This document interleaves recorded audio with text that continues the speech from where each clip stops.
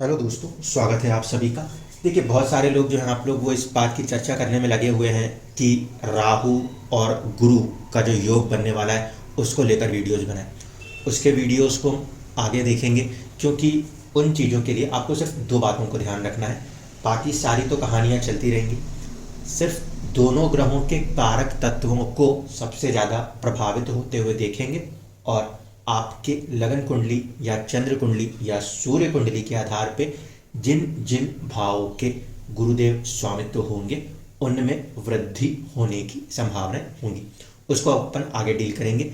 आज की स्थिति में बात करें, जिसके ऊपर एक चर्चा करना जरूरी है, वो है जिन भी लोगों का चंद्रमा 7 नंबर की राशि में किसी भी भाव में बैठा हो, कोई फर्क नहीं पड़ता कि पहले भाव में है, किसी भी भाव में बैठा हो, लेकिन शर्त यह है आपका चंद्रमा 7 नंबर की राशि में होना चाहिए। मतलब तुला राशि जितने भी लोगों की बनती है उन सभी लोगों के लिए ये वीडियो इम्पोर्टेंट है। और बाकी जो लोग लर्निंग के एस्पेक्ट से सीख रहे हैं वो देख सकते हैं। देखिए, तुला राशि आपके कुंडली में किसी भी भाव में बन रही हो, वहां पे आपके चंद्रमा मौजूद होंगे। अब यहाँ पर 3 नक्षत्र मौजूद हैं। कौन कौन से नक्षत्र हैं? एक नक्षत्र आता है मंगल देव का, एक आता है राहु का, और एक आता है कहीं ना कहीं तीसरा नक्षत्र जो कि गुरुदेव का होता है। तो आपके चंद्रमा मान लीजिए 7 नंबर की राशि में मंगल के नक्षत्र में भी हो सकते हैं, राहु के नक्षत्र में भी हो सकते हैं, और गुरु के नक्षत्र में भी हो सकते हैं। तीनों ही नक्षत्रों के लिए हम यहाँ पे एक कॉमन पॉइंट लेकर चल रहे हैं, क्योंकि चंद्रमा मन को दर्शाता है, मन और मस्तिष्क को दर्शाता है। जब कभी भी गोचर में केतु चंद्रमा की तरफ बढ़ रहे होंगे तो मन में निराशा, निगेटिविटी आने का सबसे ज़्यादा रिस्क बरकरार रहता है। इसलिए इस समय जो लोग भी 7 नंबर की राशि यानी कि तुला राशि के जन्म वाले लोग हैं, उन लोगों के अंदर मन में किसी न किसी रूप में कोई व्याकुलता बनी रह सकती है। ठीक है, क्योंकि जो चंद्रमा है वो कहीं ना कहीं केतु के द्वारा ग्रसित होते हुए नजर आते हैं। अगर आपका चंद्रमा मंगल की राशि नक्षत्र में रहा हो तो थोड़ा एंगर एग्रेशन इश्यूज आ जाएंगे। अगर स्वाति यानी कि राहु के नक्षत्र में हो तो बेवजह के सॉर्ट ऑफ मेंटल डिप्रेशंस, बहुत सारी चीज़ों का सोचना और सोच सोच के परेशान होना, एंजाइटीज़, ऐसी चीज़ों का महसूस होना, ये फील होता है। जुपिटर के नक्षत्र में यदि चंद्रदेव होते हैं तो गुरु के नक्षत्र में और वहाँ पे केतु का सानिध्य उतना ज़्यादा डिस्टर्बेंसेस तो नहीं कर पाता, लेकिन बावजूद उसके कहीं ना कहीं केतु ग्रह का प्रभाव जब मन और मस्तिष्क में पड़ता है तो एक थॉट उत्पन्न होता है चीज़ों से त्याग का, चीज़ों से दूर हटने का, डिटैचमेंट का। तो ये एक रिस्क फैक्टर कहीं ना कहीं अभी जो तुला राशि के जातक जातिकाएं हैं उनके साथ चल रहा है। अब यहीं मैं राहु को भी एंटर कर दूं तो राहु का जो प्रभाव है वो भी किसी न किसी रूप में चंद्रमा के ऊपर माना जाएगा। इस कारण से मन में काफ़ी ज़्यादा एंग्जाइटीज रहने के पूरे पूरे योग बनते हैं। दूसरा, चंद्र कुंडली के आधार पर देखा जाए तो इस एक्सिस के प्रभावित होने से पार्टनरशिप्स हैं, मैरिजेस हैं, स्टेटस है, प्रोफेशंस हैं, उन सब के अंदर कहीं ना कहीं चैलेंजेस खड़े हो जाएंगे। रीज़न इज कि चंद्रमा से दशम जो है वो हमारे अपने कार्य के प्रति मन को दर्शाएगा। ठीक है, और जब कभी भी कोई ग्रह 7th हाउस को इम्पैक्ट करता हो तो ऐसे स्थिति में वो 7th हाउस भावात भावम से 10th से 10th भी होता है और 4th से 4th भी होता है। चंद्रमा मन का कारक है, इसीलिए चंद्रमा एक इंपॉर्टेंट रोल रखता है। अब चंद्रमा मन का कारक है, उससे 4th हाउस भी उतना ही इंपॉर्टेंट है। उसके 4th हाउस के ऊपर राहु का एक प्रभाव भावात भावम से है, इसीलिए कहीं ना कहीं एक sort of environment, home environment भी हो सकता है या प्रोफेशन एनवायरनमेंट भी हो सकता है, कहीं के भी एटमॉस्फेयर का फैक्टर बन रहा हो, वहाँ पे आपको सॉर्ट ऑफ एंग्जाइटीज, साथ ही साथ केतु जो कि चंद्रमा के डायरेक्ट टच में आने की कोशिश कर रहे हैं, उसकी वजह से एक अपने आप में या तो निगेटिविटी की फीलिंग्स होंगी या फिर डिटैचमेंट्स की फीलिंग का सामना करना पड़ रहा होगा। ठीक है, ऐसे स्थिति में आप सबसे पहली कंडीशंस जिसको कि फुलफिल करना है वो ये कि केतु की शांति का प्रयास करें। केतु की शांति के लिए लोग क्या यूज़ करते हैं?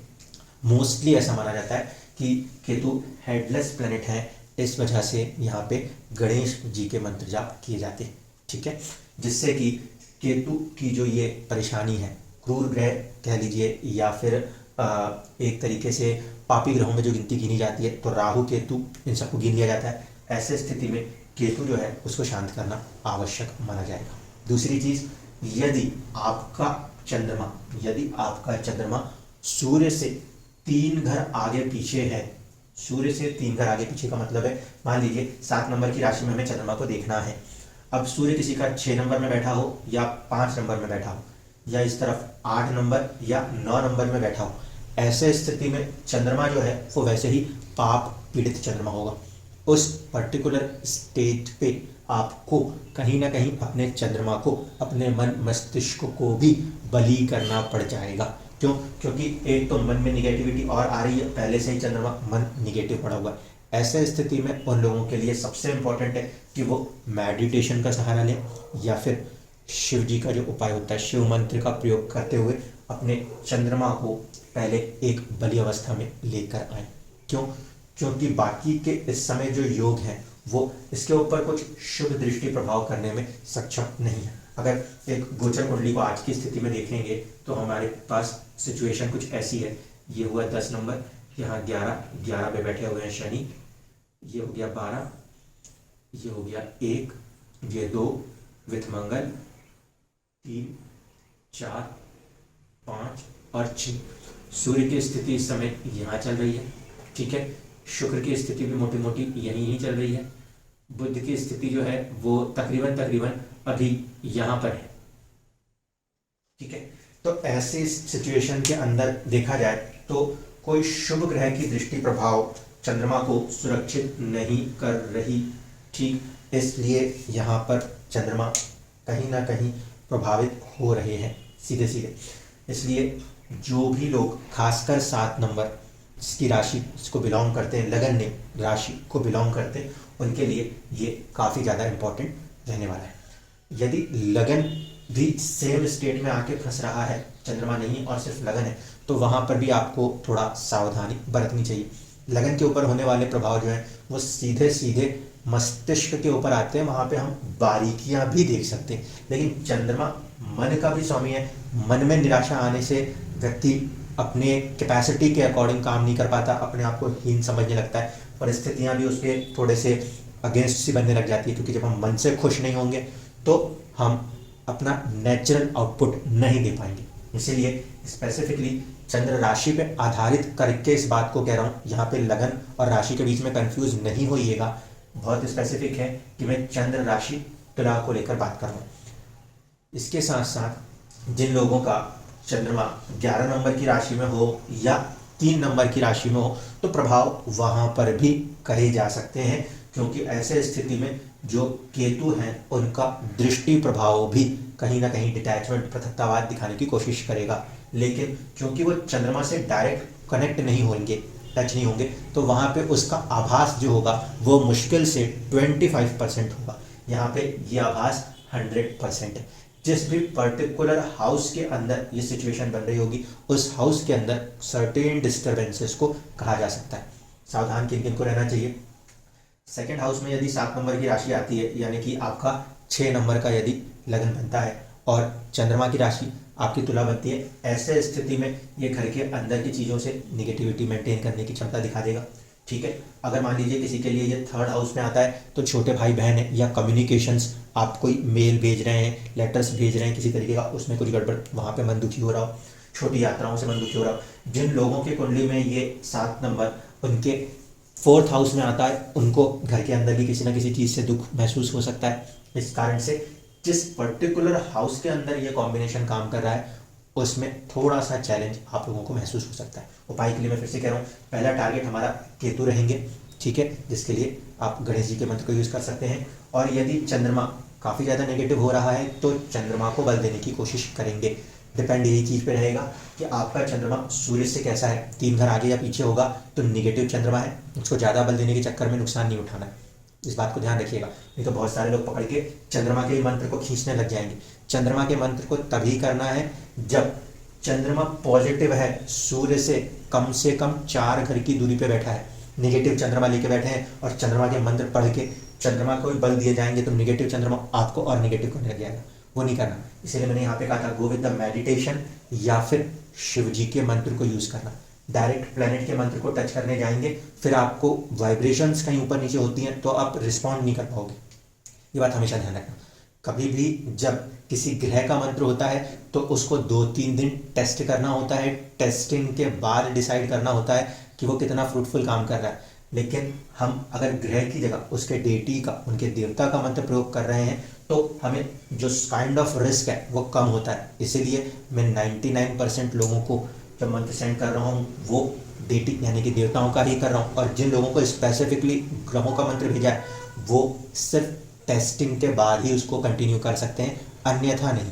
ठीक है, इस बात को हमेशा ध्यान रखिएगा। रीज़न बहुत क्लियर है, ये अलग अलग लोगों की कुंडलियों में अलग अलग नवांश के अंदर बैठे होंगे, सबके साथ ये एक जैसा प्रभाव नहीं दिखा रहे होंगे। किसी के लिए वो जो उपाय डायरेक्टली हेल्प कर जाते हैं लेकिन किसी किसी को नहीं करते। तो इन चीज़ों को जरूर ध्यान देना पड़ता है कि जब हम किसी पर्टिकुलर प्लेनेट के रेमेडी को लेने जा रहे हैं तो वो सूट कर रही है या नहीं कर रही। इसलिए rather than taking directly planet, आप डेटी, जैसे मैंने केतु के लिए गणेश जी बोला वैसे मैंने चंद्रमा के लिए शिव जी बोला, उनका प्रयोग कर सकते हैं। ठीक है, आई होप कि आप लोगों को ये जो चीज़ है ये तकरीबन अप्रैल तक कंटिन्यू रखनी पड़ेगी, क्योंकि अप्रैल तक यही स्थिति है। अप्रैल के बाद जाकर जो जुपिटर है उनकी मूवमेंट होगी तो चंद्रमा को एक पॉजिटिव रिस्पांस मिलता नजर आएगा। ये सिचुएशन अप्रैल के बाद बनेगी। इसीलिए जो अपकमिंग 2-3 मंथ्स है तब तक अपने आप को किसी भी डिप्रेशन स्टेज में जाने से बचने के लिए आप इन दोनों के उपाय पे फोकस रहें और जितना ज़्यादा हो सकता हो उतना मेडिटेशन का सहारा लें, क्योंकि ऐसे सिचुएशन में केतु आपकी इनर कैपेसिटीज़ को, आपके मन के अंदर कितना पोटेंशियल्स है, उसमें कितनी बारीकियां हैं, अपने जहन के अंदर झांकने की कैपेसिटी देगा, जिससे कि आप अपने पर्सनालिटी को काफ़ी ज़्यादा इन्हेंस कर सकेंगे। धन्यवाद।